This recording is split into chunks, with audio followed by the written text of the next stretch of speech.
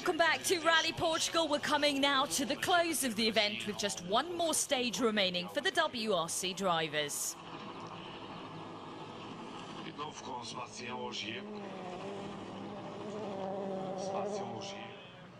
But before we head and watch what happens on the power stage, let's recap WRC 2 for the weekend. Here we are with Robert Barrable and Stuart Loudon. Strong weekend here in Portugal for them both, Jules. That's it. No problems, no mistakes, good points. Just what you ordered, really.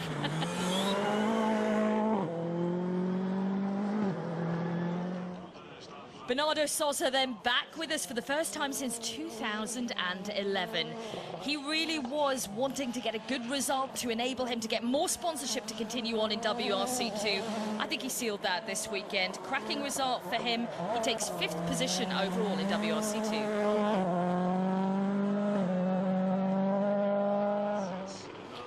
Carl Kruder had that dramatic last stage win in Sweden. Wasn't going to be able to quite repeat that.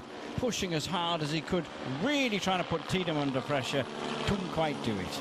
He couldn't, no. He took 4th at the end of the day, but huge amounts of pressure on Tiedemann this weekend. Must remember that Carl is in the Super 2000 in the WRC2. He pushed that car to the absolute max.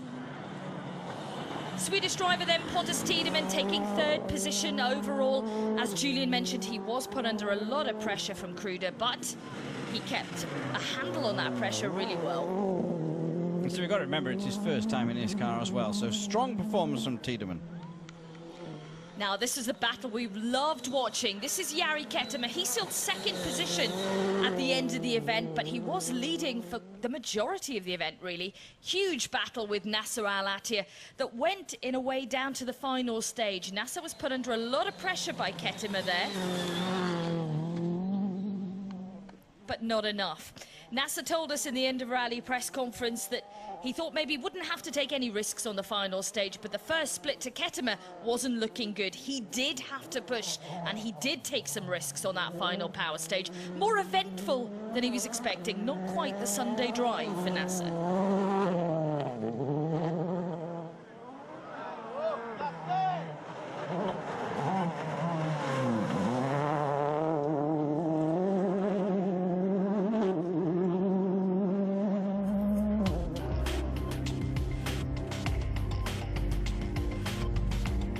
Confirmation of the result then in WRC2. And a nice little fact, Nasser's co-driver Giovanni Bernacchini, his father won Rally Portugal exactly 40 years ago.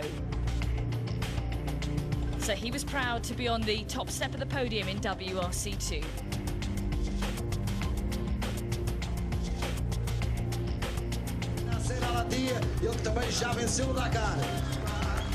Smiles all round then, the first win for them in their WRC2 campaign.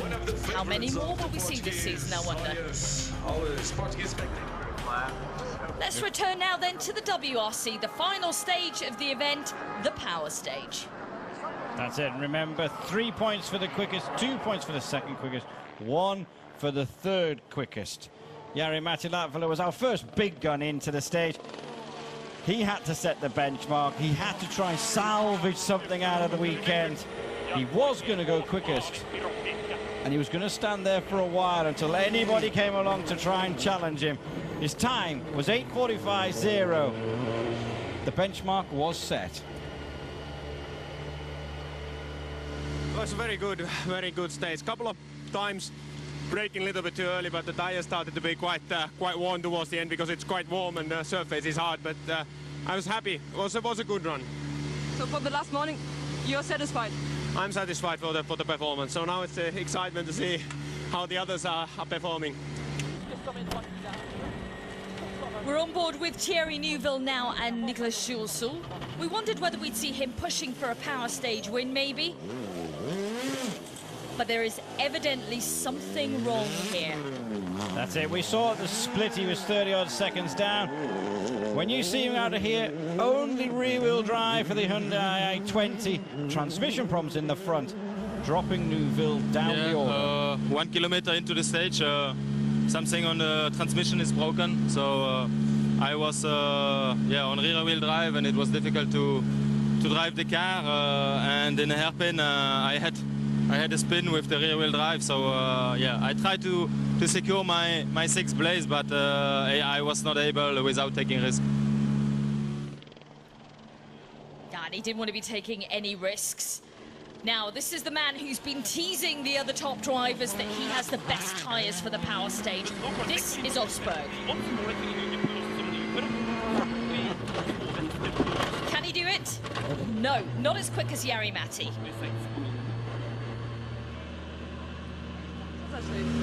Yeah, it's for me it's been quite a good weekend. The strategy has not been perfect all weekend, but I think the driving has been quite good, and we have been working quite hard with the car, and at the end I'm very happy with the position, and we are learning something all the time, and we have done a wet rally now as well, so now we have a tarmac, a snow rally, a dry gravel and a wet gravel, so this makes us better prepared for the rest of the season. Oh, a little moment from Mikko Haven, and they're just out of shot. It's now, basically when they come off the gravel and onto that small tarmac, they jump onto the tarmac section. Now this man, he didn't have any fresh tyres ready for the power stage. Used softs, so we weren't expecting a huge push here. No, they were pretty worn. Yeah, they could do extra high. He gave it everything. Still a strong second place, though. I'm really happy with that. You know, clean rally. That's what I was hoping for before the rally, that we can have a clean race, no problems, and we'll get results. And that happened. So I'm really happy with that. Here's our rally leader then, Sébastien Ogier. Remember what he said earlier on about, well, I'll see how the splits go if I push in the power stage or not. Well, the first split saw him. I think he was 2.3 seconds up. So I think he was going to push for the second half of the stage as well. You know, this guy has an obsession to win like nobody else I think I've seen. And he comes across the finish line to seal the 4th Portuguese win for himself and Julian Ingrassia. Apparently, Julian said, maybe they should give us Portuguese passports now. 19th rally win for Sébastien Ogier. He now equals Marco Allen on rally wins. It's just an incredible performance, as you say. Another power stage, another rally win, another maximum score, 28 points. He is going to take some stopping. He really is. Celebrating in style then, as ever, Sébastien Ogier and Julian Ingrassia, and it's all because of this.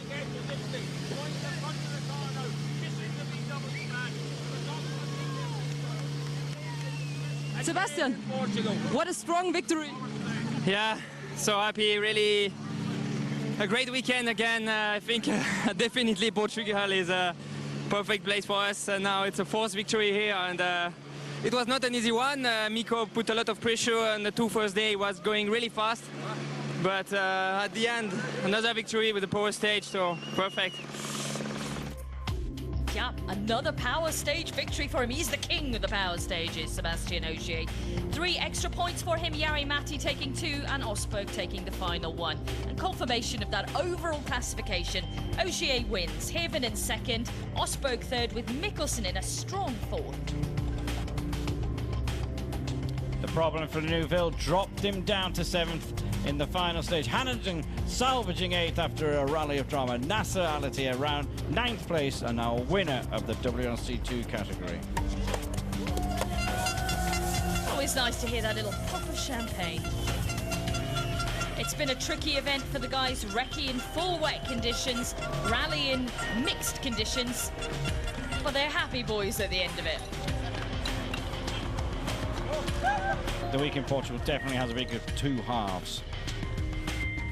Look at the lead then that Ogier now has over teammate Jari-Matti Latvala. Jari-Matti really wanting to get some power stage points to help, of course, with his battle with regards for the title this year. Martin Prokop down in 9th position. Chris Meek with that retirement this weekend on 17 points in the standings. And for the manufacturers, Volkswagen Motorsport with a great lead over Citroën.